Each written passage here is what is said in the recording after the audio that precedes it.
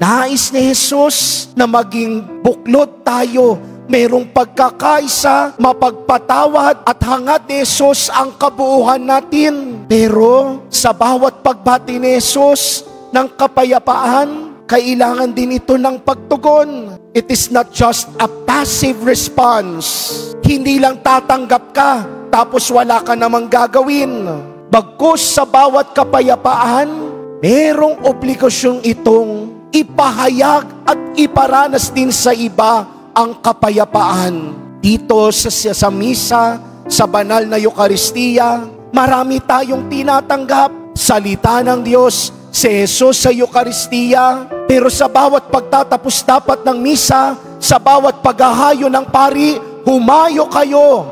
Hangad ni Jesus ang ipangalandakan at iparanas nyo rin sa iba ang kapayapaan at narinig ninyo sa misa.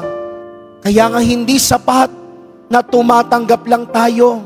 Dapat kaalinsabay at kasunod ng pagtanggap nito, ang pagbabahagi nito sa kapwa. Kaya sa misang ito, hangad ni Jesus ang kapayapaan sa puso natin.